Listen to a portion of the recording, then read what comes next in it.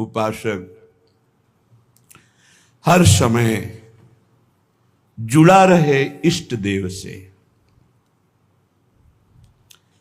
हमारी कोई भी क्रिया, वार्ता, दृष्टि प्रिया प्रीतम से जुड़ी रहे, विलग ना होने पाए। ये 24 घंटे ध्यान रखने की बात है। हम जुड़े हैं कि नहीं श्यामा श्याम से। कौन सा ऐसा मिनट, कौन सा ऐसा घंटा गया, दिन गया, कौन सी वो घड़ी गई, कौन सी वो रात गई जिसमें हम श्यामा श्याम से जुड़े नहीं रहे। तो धिक्कार है वो मिनट, वो घड़ी, वो पहर, वो दिन, वो रात। विश्वास करो, ये जो लिखा है देवर्षि नारद जी ने, तदर्पिता अखिलाचारिता तद्विस्मरणेन परम व्याकुलते, ये स्थिति हो जाती है। हर समय एक भय रहता है, कहीं मैं प्रभु को भूल न जाऊं, कहीं व्यक्तियों का समुदाय, कहीं कोई क्रिया, कहीं कोई ऐसा घटना परिस्थिति जो मेरे प्रभु का विस्मरण करा दे। ऐसे सावधानी, हर समय सावधानी। जब कहीं वार्ता होती है, किसी विषय पर निष्कर्ष होता है, तो मन की एकाग्रता होती है, उस समय भी भय स्मरण कराता रहता है। हे, ये प्रपंच की वार्ता है, प्रिया प्रीतम को भूलना नहीं है, प्रिया प्रीतम से जुड़े रहकर वार्ता करनी है। ये क्रिया प्रपंच की है, प्रिया प्रीतम से जुड़े रहकर इस क्रिया को करना है। हर समय एक भय, कहीं विस्मरण न हो जाए, उसकी अखंड स्मृति हो जाती है। और जो बेपरवाह है प्रमाद स्थिति को लेकर, भागवती की स्थिति को लेकर बेपरवाही की यहां बात नहीं।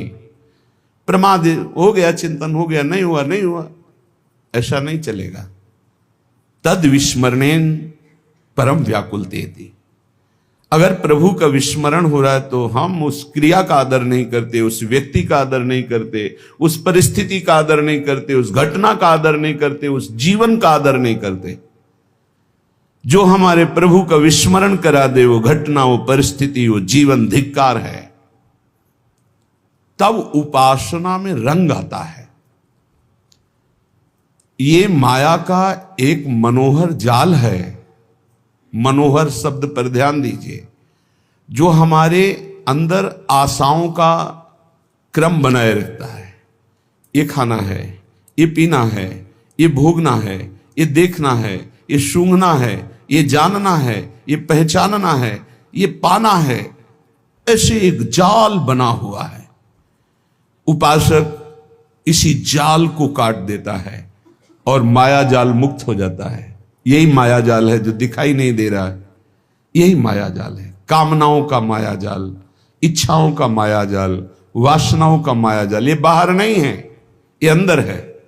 सिद्ध पुरुष से भी बाहर वैसी ही क्रियाएं देखी जाती हैं जो एक साधारण शरीरधारी से होती।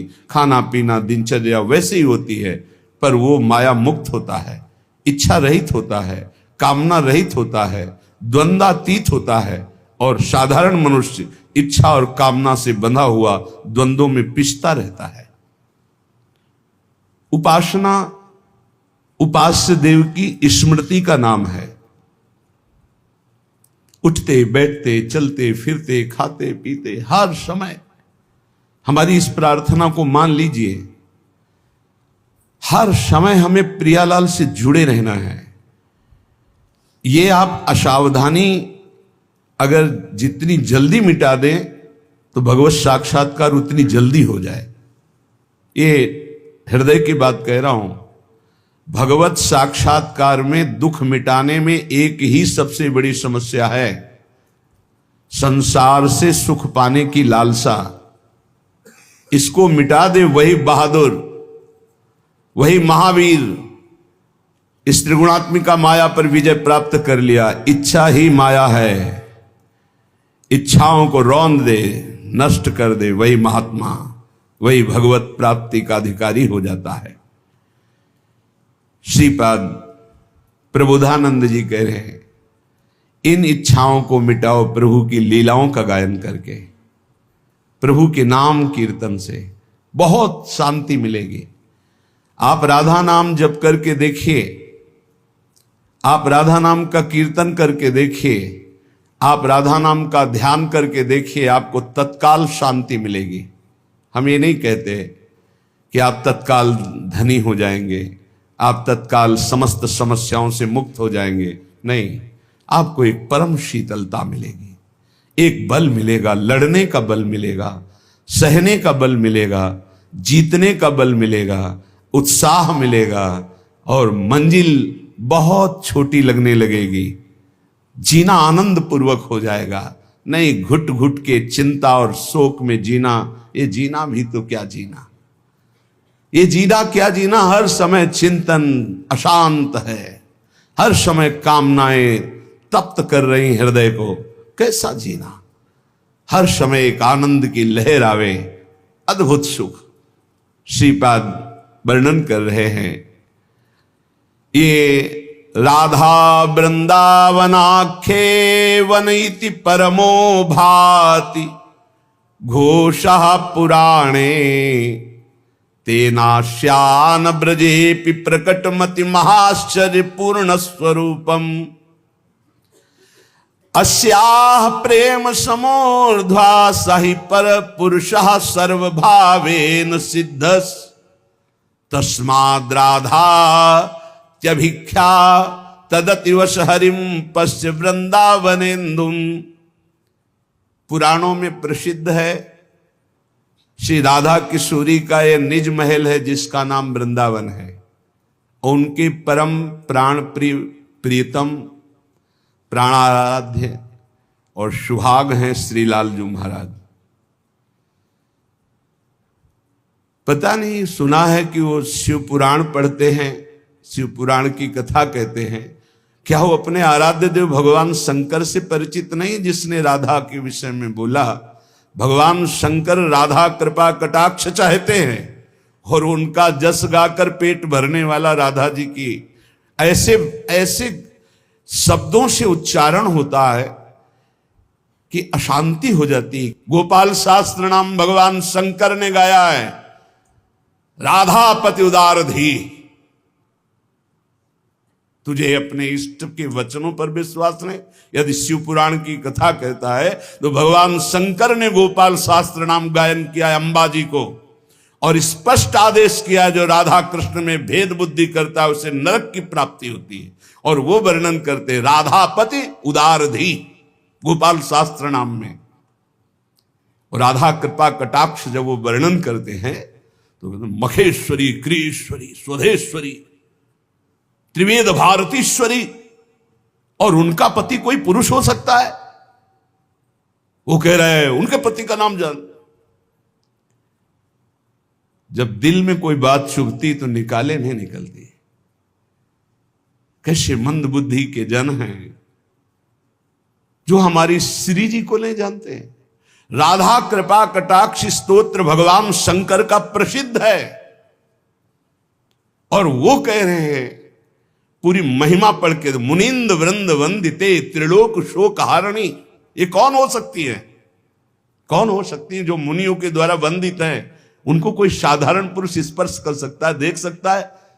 जहां भगवान संभाव्योपि विरंच नारद शिव स्वयं भुवाद्देर नया। कैसी बुद्धि मंद पड़ गई कुधान खा खा करके। ये जो मनावे सो बोलो, जो मनावे। पुराणों में प्रसिद्ध है। देखो, कोई भागवतिक चर्चाएं जब की जाती हैं तो पहले शब्दों का चयन किया जाता है कि हमको जो बोलना है प्रभु के प्रति वो कौन से शब्दों का प्रयोग। बड़े सम्मान से कैसे बात कर रहे हो, ऐसा लगता है कि बुद्धि भ्रष्ट हो गई है। भजन जब नहीं होता, हम आपको स्पष्ट कहते हैं ये दान पुण्य का जो रुपया है ना, ये बहुत भ्रष्ट कर देता है बुद्धि को। भ्रष्ट कैसे? हराम का मत समझो। भजन नहीं करोगे, तपस्या नहीं करोगे, स्वयं दान में दान नहीं करोगे, स्वयं अपने को कष्ट सहते हुए परमार्थ में नहीं चलोगे तो दूसरे का रुपया तुम्हारा नाश कर देगा। ये जो सतमार्ग के ग्रंथों को नहीं जानते, जो भगवत आराधना में तत्पर नहीं है, जो कभी गुरुचरणों की आराधना नहीं किए। देखो शास्त्र कब बोला जाता है? गुरुचरणों में बैठकर पहले सुना जाता है। जिनकी श्वास वेद श्रुतिचारी, सो हरि पढ़े अचरज भारी। संदीपनी जी उच्च सिंहासन में बैठे और जगत गुरु भगवान श्री कृष्ण नीचे बैठकर वेद का स्वाध्याय कर रहे हैं। जिनकी श्वासों से वेदों का प्रादुर्भाव हुआ है, वो हरि पढ़ रहे हैं। आश्चर्य की बात, गुरुकुलों में गुरुजनों के चरणों में बैठकर जब शास्त्र स्वाध्याय किया जाता है, तब हमारे श्री जी के चरणारविंद की आराधना करके कितने लाखों करोड़ों अरबों महाप्रेम में निमग्न हो चुके हैं और आगे होते रहेंगे। श्री जी के लिए ऐसे भाव, ऐसे चिंतन हम बहुत ही हानिकारक है। हमारे प्रभु श्री कृष्ण जगत गुरु हैं। कोई भी ऐसा नहीं है त्रिभुवन में जो गीता जी को ना मानता हो। किसी भी संप्रदाय को सब मानते हैं। हर भाषा में गीता जी की टीका हुई है, व्याख्या हुई है। ऐसे जगत गुरु भगवान श्री कृष्ण के हृदय की मूर्तिमान प्रेम श्री लाडली जी और लाडली लाल का यहाँ एकांतिक विलास पुराणों में भी वर्णन श्रीपाद कह रहे, राधा वृंदावनाख्य वन इति परमो भाति घोषा पुराण है। बोले ये जो वृंदावन नामक अतिशय शोभायुक्त तो पुराणों में जय घोष की गई है, किशोरी जी का महल है, लाडली जी का महल है। सोचो, जिनकी दासियां हैं ललिता, विशाखा, चंपक, चित्रा, तुंग, विद्या, रंग देवी, इंद्रलेखा और सखी सुदेवी, सकल यूथ हित सेवी, एक से एक सामर्थ्यशाली, अपने अंश से अवतार लिया स्वामी हरिदास जी के रूप में तो अकबर बादशाह ताज उतार के रख रहा है। ऐसे महामहिम ना भूतल में कोई ऐसा हुआ ना होगा जैसा स्वामी जी महाराज नित्य रस में, हरिवंश महाप्रभु नित्य विहार रस में, हरिराम व्यास जी नित्य विहार रस में। ये श्री जी के यहां शपथ पूर्वक कह रहे, राहो को काहू मने दिए मेरे प्राणनाथ श्री श्यामा, शपथ करो तरण छिए। और देख रहे हैं कि हर समय प्रियालाल खेल रहे। किसे पुराणों में पता नहीं कौन से पुराण का वर्णन, कौन से शास्त्रों का वर्णन करते हैं ये लोग मनमानी शास्त्रों का वर्णन करते हैं। मनमानी किसी शास्त्रों में कौन से शास्त्र, अभी पढ़ा कहां शास्त्र? एक ट्रक रस ग्रंथ है, अगर ट्रक में लादे जाए तो पूरा भर जाए। एक एक महापुरुष 4-4 लाख पद का रचयिता है। कैसे जानोगे तुम प्रियालाल के प्रेम रस की बातें? अगर पुराणों को भी सम्यक रूप से स्वाध्याय, कैसे स्वाध्याय किया जाता है? किसी ऋषि मुनि के चरणों में बैठकर व्रत नियम उपवास करते हुए। अगर राधा जी एक साधारण होती तो एक अद्भुत सिद्धांत का पालन करने वाला सन्यासी पूज्य राधा बाबा कैसे राधा जो में आसक्त हो गए। हम बिल्कुल अभी का उदाहरण दे रहे हैं। पूज्य भाई जी महाराज जो सर्व शास्त्रों के सिद्धांत को गुणाक्षर न्याय से जानने वाले महापुरुष, कैसे राधा तत्व में स्थित है, कैसे राधा भाव में। और ये वृंदावन ब्रज धाम तो डूबा हुआ ही है। कैसे पुराणों में वर्णन है, तेनास्य ना ब्रजेपि प्रकटमति महाश्चर्य पूर्ण स्वरूपम। देखो हरिवंश महाप्रभु पहले लिख गए श्रीमद राधा सुधानी, यद वृंदावन मात्र गोचरम हो यन्न श्रुतिकम सिरो प्यारोढ़ुम क्षमते न यच्छु सुखादि नाम तु ध्यानगम यत प्रेमामृत माधुरी रसमयम यन नित्य कैशोरकम तद्रूपम परिवेष्टुमेव नयनम लोलायमानम। जैसे कहीं बहुत एकांतिक जगह में पीट दिया जाए, ऐसे जब श्री जी के प्रति कोई ऐसा तो लगता है बिल्कुल अज्ञानी। अपने से किसी बड़े का अगर कोई भी चर्चा की जाती है तो बहुत सम्मान सूचक शब्दों से की जाती है। फिर आराध्य देव, फिर भगवत स्वरूप। अगर कहीं कोई श्री जी को और कुछ ना माने, हम कहते नहीं जानता है, बाहर का है, तो इतना तो जानता है कि दैवी शक्तियां हैं। भगवान की जितनी भी सेवा में सब दैवी शक्तियां हैं, इतना तो जान। तो दैवी शक्ति का कैसे संभाषण किया जाता है? क्या वो शिव पुराण का प्रवचन करता है तो क्या अंबा जी की महिमा को नहीं जानता क्या? देवी शक्ति को नहीं जानता क्या? अगर देवी अपने स्वरूप में आ गई तो शिव को भी चरणों में लौटना पड़ा। वो क्या जानता है अभी देवी शक्ति? कितनी आराधना की, पूरा जीवन अगर लगाए होते शिव पार्वती में तो तुम्हें राधा चरणों का स्मरण करते ही रोना आता।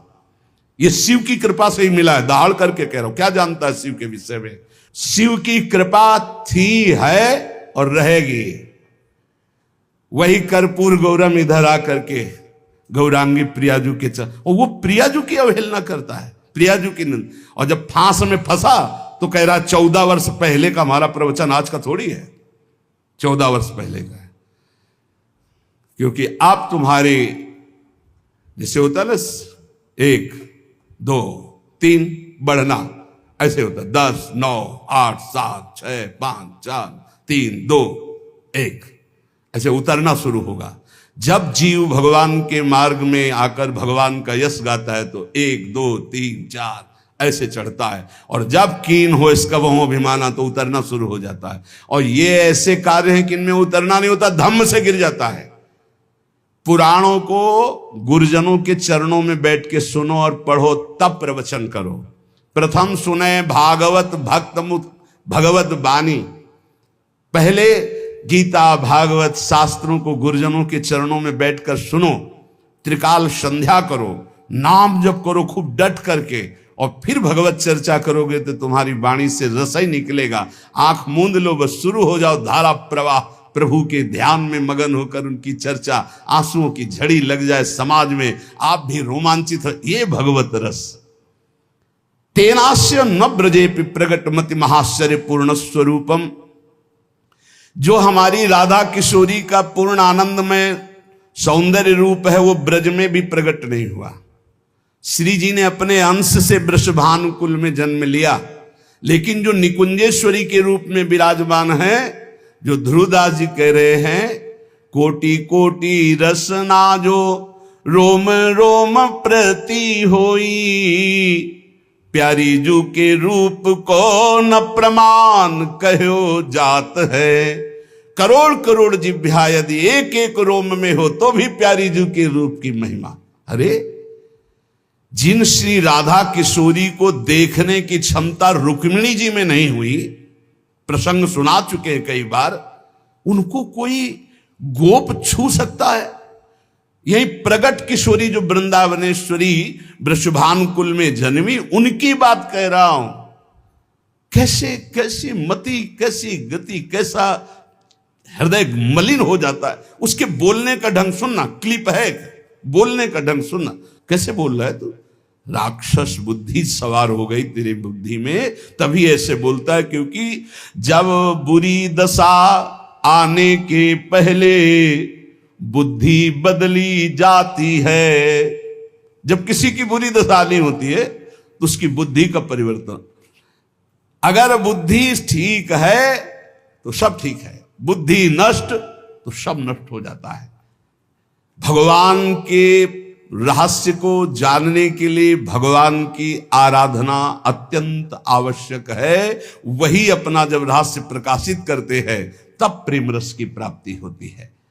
हमारी जो श्री जी कह रहे हैं, तेनास्य ना ब्रजेपि प्रकट मति महाश्चर्य पूर्ण स्वरूपम, ये जो हरिवंश की गोद में लाडली खेल रही हैं, उनके अंश से ही लाडली प्रकट हुई वृषभानुपुर में। स्वयं महाप्रभु कह रहे, चलो वृषभानु गोप के द्वार, जन्म लियो मोहन हित श्यामा, आनंद निधि सुकुमार। हमारी श्यामा जी ने अपने अंश में वृषभानुकुल में वृषभानंदिनी के रूप में प्रकट हुई है। किसके लिए? बोले अपने प्राण प्रीतम मोहन के लिए। ये जैसी हरिवंश करत अपनो जस प्रगट अखिल ब्रह्मांडन, वो जो स्वामी प्रकट हुए उन्हीं के सुख के लिए श्री लाडली स्वामिनी जो अपने अंश से प्रकट हुई। पर जो रूप हमारी स्वामिनी जी का लालजू के साथ निकुंज में विराजमान, तेनास्य न ब्रजेपि प्रकट मति महाश्चर्य पूर्ण स्वरूपम, प्रबोधानंद जी देख रहे हैं, बोले महाआश्चर्य रूप है हमारी लाडली जू का, जो ब्रज में भी प्रकट नहीं है। अस्या प्रेम समोर्ध्वा सही पर पुरुषः सर्वभावेन सिद्धा। ओहो, ऐसा असमोर्ध रूप, ऐसा असमोर्ध प्रेम, ऐसा असमोर्ध सौंदर्य कि पर पुरुष अर्थात परम पुरुष भगवान श्री कृष्ण भी सर्वभावेन श्री राधा रूप रसासों का पान करते हुए भी अतृप्त हैं। अरबरात मिलबे को निस दिन मिले रहत मनो कबो मिले ना, राधे तू मुख चंद्र चकोरिय नैना। और तस्माद राधा इत्यभिख्या तदति वस हरिम पश्य वृंदावनेन्दुम। जिनकी आराधना स्वयं श्री हरि करते हैं उनका नाम राधा। राधा नाम क्यों पड़ा श्री जी का? क्योंकि जिनकी आराधना स्वयं हरि करते हैं इसलिए उनका नाम राधा। ऐसा जो वृंदावन का आश्रय लेकर राधा राधा नाम जप करता है तो वृंदावन चंद वशवर्ती हो जाते हैं, हरि उसके अधीन हो जाते हैं। श्रीधाम वृंदावन की महिमा का वर्णन करते हुए कह रहे, यदि तुम्हें वृंदावन आने को मिला, वृंदावन वास मिला, वृंदावन की आराधना करने का सौभाग्य मिला तो छाती थोड़ी मजबूत कर लो। एक भगत थे, थोड़ा उदास होकर बोले एकांतिक में, आप कहते हैं सत्संग में कि ब्रजवासियों के प्रति दोष दर्शन न करे, और ब्रजवासी यदि दोष करे ही हमारे प्रति तो क्या दोष दर्शन न करे? क्या दोष? अमुक जगह 500 रुपये ले, अमुक जगह अमुक रुपये रखवाए। तुमका आप पूरा उनका रहस्य नहीं जानते, यदि जान जाओगे तो आप दोष ना करके 100 रुपया और दे देंगे। क्या रहस्य? आप इन ब्रजवासियों को ये नहीं जानते कि इनके खेती नहीं है, नहीं है। विश्वास कीजिए, आसपास यमुना जी हैं, उधर गांव वालों की खेती। वृंदावन धाम में वृंदावन ब्रजवासियों की खेती नहीं है। हम खूब इनके घरों में मांग के खा के जाए। किसी किसी की दुकानें हैं, मुकुट की दुकान, कोई चाट की दुकान, कोई ऐसे, बकाया सबके में नहीं है। उनका यही है कि भाई चलो तुम्हें हम निधिवन दर्शन करा दे, सेवा कुंज दर्शन करा दे, 100 रुपया हमें दे देना। अच्छा 100 रुपया यहाँ चढ़ाओ। पूरे दिन में करके 400-500 कमाते हैं। और हमारे जैसे 50 बाबा जी उनके घर जाते हुए एक एक रोटी घी की चुपरी देते हैं। तुम लाखों कमाते हो, अगर 5 बाबा जी रोज जाएंगे तो आप नहीं रोटी दे पाओगे। तुम्हारे को रोटी देने में तो घर की बहुओं को परेशानी होगी कि होटल से ले आओ, लेकिन रोज 10, 20, 50 बाबा जी को 50 रोटी बना के दे। आप नहीं जानते, बड़े आदर से देते। हम उन्हीं के घरों में पाए हैं, 20 वर्ष पाए हैं मांग कर। 1-2 दिन की बात नहीं कह रहे। यही वृंदावन में जो तुम्हें 10 रुपया, 50 रुपया, 100 रुपया तुमसे मांग रहे हैं, वही हम जैसे बाबा जियों को 50 का उदर पोषण करते हैं। अगर तुम नहीं संतों को पहुंचा सकते, ऐसे ऐसे भजनानंदी संत हैं, तो तुम्हारे पैसे से रोटी पहुंचती है। पंडित रामकृष्ण बाबा को जब कोई कुछ समर्पित करना चाहता तो उनके निज जन कहते, बाबा सीधे नहीं लेंगे, अगर आपको देना तो ब्रजवासियों को दे, वहां माधुकरी मांगेंगे तो वहां से मिल जाएगा। आप हाथ जोड़कर प्रार्थना है, इन ब्रजवासियों पर दोष दर्शन मत कीजिए। आपने इनकी हालत नहीं देखी। आप इनकी बाहरी बातों को देखते, अंदर की बातें देखो तो आपको पता चलेगा कितने उदार बुद्धि वाले हैं, ये कितने संत सेवी हैं। बड़े बड़े परमहंस इनके घरों में पेट भरते हैं, और ये कमाई बस इतनी है, वहीं खड़े हो जाते हैं। गाड़ी रुकवाई, सेवा कुंज चलोगे, निधिवन चलोगे। आप सोचो, भगवान के दर्शन करा के आपसे 100, 200, 500 ले लिए, ये कोई बेईमानी कर दी? बेईमानी तो लाखों का फ्रॉड कर रहे हैं लोग। बेईमानी तो उनकी देखो तुम, इनको बेईमान कहोगे। हजारों लोगों का दर्शन करा करके और उससे जो 2, 4, 500 रुपए मिले, उससे कितने संतों का पेट भरते हैं आपको पता नहीं। इन ब्रजवासियों के घर में हजारों संत अपना उदर पोषण करके वृंदावन वास कर रहे हैं। हम आपसे सच्ची कहते हैं, जब हमें गिरिराज जी जाना होता तो जिस ब्रजवासी से कहते कि 20 रुपया लगेंगे जाने के और आने के, टेम्पो में कुछ देर पैदल चल लेंगे, फौरन 20 रुपया दे देते। कभी ऐसा कि नहीं बाबा, ऐसा नहीं। वो जो तुमसे 100 रुपया मांग रहे हैं वो संत को फौरन सेवा में दे देते। हम हाथ जोड़कर कहते हैं कभी ब्रजवासियों पर। और इस पानी का स्वभाव है यहाँ का गाली, आप नहीं जानोगे। वेद की स्तुति से श्रीहरि जितना प्रसन्न नहीं होते, ब्रजवासियों के कठोर भाषा से प्रसन्न हो जाते हैं। सारे तो यहाँ का अमृतमय वचन है, सारे। ये बहुत गाली नहीं है, यहाँ का प्रेम का वचन है। अपने सखाओं के साथ लालजू के सखाए सारे ऐसे बात करते हैं। तो ये ब्रजवासी जन भगवान के पार्षद, कभी इनकी जैसे है स्वभाव में, वो गालियां बक रहे हो तो आशीर्वाद मानना, कभी नाराज होकर उनको पलट कर गाली मत दे। तुम्हारी गाली गाली होगी, ब्रजवासी की गाली गाली नहीं। हरिराम व्यास जी ने कहा, ब्रजवासी रसिकों की गाली बाहर वालों की स्तुति से बहुत मंगलदायक है, ये तुम्हारे पापों का नाश करके भगवत प्राप्ति में सहायक होगी। भगवत संबंध से नित्यम पीड़यतोपि नैव मनसाप्यापीड़यन् यद्गतान्। यदि आप ब्रजवास कर रहे हैं, वृंदावन वास कर रहे हैं, और आपको यहां का वासी कोई ब्रजवासी तुम्हें पीड़ा दे, तो तुम उसको मन से कभी दोष दर्शन मत करना, उस पीड़ा को सह जाना। इससे प्रिया प्रीतम प्रसन्न हो जाएंगे। क्यों शाह? क्योंकि प्रिया प्रीतम के धाम के वासी जन हैं। पक्का समझिए, ये कुछ विशेष हैं, अलग हैं, पक्का अलग हैं, विशेष है। ये ब्रजवासी की पहचान अगर आपको करनी हो तो छोटे से बालक जहां खेल रहे, छोटे से बालक की कह रहे, उसको आप छेड़ दो, वो अपने स्वरूप में आ जाओ। जब शास्त्र नाम की तरह गालियां देने लगे तो जान लेना पक्का ब्रजवासी है। उसके है, उसके रोम रोम में बात भरी है। और झुक के पैर छुए हैं तो माथे पे हाथ रखे, जा बाबा लाडली जी तो पे प्रसन्न रहे। कैसे तुम्हें बताए, जैसे किसी ब्रह्म ऋषि का आशीर्वाद है, ऐसे इन ब्रजवासी बालकों का आशीर्वाद है। और जहां 10-5 बालक बालिका खेल रहे होंगे, हमारे लाला लाली वहां खेल रहे होंगे, पक्का समझ लो। इन पर दोष दर्शन न करना। ये कुछ ऐसा बाहरी, जैसे गुलाब कांटे पे खिलता है ना, ऐसे इनका आशीर्वाद इनकी जबान पे है, पर जबान थोड़ी कड़वी है, संभल। इनका बोलना बड़ा हेलन स्वरूप होगा। ए बाबा रुक जा, बिहारी जी की जय, चरण छुआ ले। ऐसे है चरण छुआना, ऐसे नहीं कि पूज्य महाराज जी थोड़ा ऐसे ले, ए बाबा रुक, थोड़ा चरण छुआ ले। अरे ले आप ब्रजवासी दंडोत, हाँ खुश रहा, जय बिहारी जी की। कैसे तुम्हें बताओ, परमहंसों के परमहंस है। जब कोई महाप्रभु चैतन्य देव की कृपा से वृंदावन आता तो ये कह देते ब्रजवासियों पर दोष दर्शन न करना। वो बच्चे को शौचा करके, हाथ ना धो करके ऐसे ही रोटी दे रही हो, पाले ना, भगवत प्राप्ति हो जाएगी। दोष दर्शन, वो बीड़ी मुंह में लिए हो ऐसे रोटी दे दो, वो जूता पहने हो रोटी ऐसे ले लो। ये हम आपको ऐसे नहीं कह रहा हूं कि पवित्रता की सच्ची मानना, ये साक्षात श्री कृष्ण प्राप्ति का सिद्ध उपाय ब्रजवासियों की कृपा। श्रीपाद करे नित्यम प्रीड़यतोपि नैव मनसाप्यापीड़यन् यद्गतान्। अब दूसरी बात, पूज्य श्री महाराज जी जो यहां विराजमान थे, चंद्रशेखर बाबा जी, जब दर्शन करने 25 वर्ष पहले की बात, वो पूछा कहा बताया ऐसा। अच्छा, 3 बातें याद कर लेना। पहली बात तो ब्रजवासियों पर कभी दोष दर्शन न करना, इसके लिए ब्रजवासियों से ज्यादा लगाव मत रखना।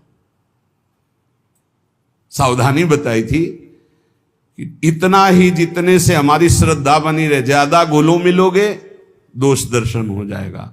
ब्रजवासियों पर दोष दर्शन ना हो, इसलिए उतना ही प्यार करो जितना तुम सह पाओ। इतने नजदीक ना हो जाओ कि कहीं तुम उनसे हंसी मजाक करके बराबर में उतर आओ, फिर दोष दर्शन हो जाए। दूसरी बात, रजरानी के अनन्य रहना। तीसरी बात, लताओं का सम्मान करना। जो ब्रजवासी ब्रजरज और ब्रजलता का सम्मान नहीं करता, तो पूज्य बाबा के वचन डायरी में लिखे थे, उसी समय जाके लिए पूज्य बाबा ने कहा था कि हम कहते हैं भजन करके रेगिस्तान पे भगवत प्राप्ति हो सकती, वृंदावन में नहीं। यदि ब्रजवासियों का अपमान किया, ब्रजरज का प्रेम नहीं, लताओं का अनादर किया, तो यहां फिर मंगल नहीं हो सकता। ऐसा पूज्य चंद्रशेखर बाबा जी के वचन। इसीलिए श्रीपाद कह रहे नित्यम पीड़यतोपि नैव मनसा प्यापीड़यन् यद्गतान्। और ऐसा नहीं सिद्धों को लाठी मारी है। पंडित रामकृष्ण बाबा के यहाँ कोई भगत आए तो भंडारा हुआ तो खूब सब पवाया सबको। शाम टाइम भांग छान के 8-10 ब्रजवासी आए, बोले हलवा लाओ, रबड़ी लाओ। बोले वो तो सुबह बट गया। बोले अब पवाने का नंबर आया तो कह रहे बट, एक डंडा मारा, बाबा की खोपड़ी से रक्त स्राव हो निकलने, रक्त बहने लगा। अंदर गए, कुटिया में देखा नहीं। अरे बोले बाबा तू तो सही बोल रहा था, फिर अपने ही कपड़ा फाड़े और पट्टी बांधे। बाबा ने कुछ नहीं कहा। तो क्या इन ब्रजवासियों को अपराध लगेगा? ये श्री कृष्ण पार्षद हैं, चेक करते हैं मटकी कितनी पक्की है। मटकी कितनी पक्की, पक्का समझ लो ये हम वाणी जी की बात कह रहे हैं। हरिराम व्यास जी ने लिखा है, हरि के पार्षद है, ठोक बजा के देखते हैं, और अगर बढ़िया पक्की निकल गई तो प्रेम रस उसमें रखने लायक पक्का। इन ब्रजवासियों को कभी अपमानित मत करना, इनके द्वारा दी हुई पीड़ा को सह जाओगे तो नंद नंदन वृषभानु नंदिनी आप पर अवश्य कृपा करेंगे।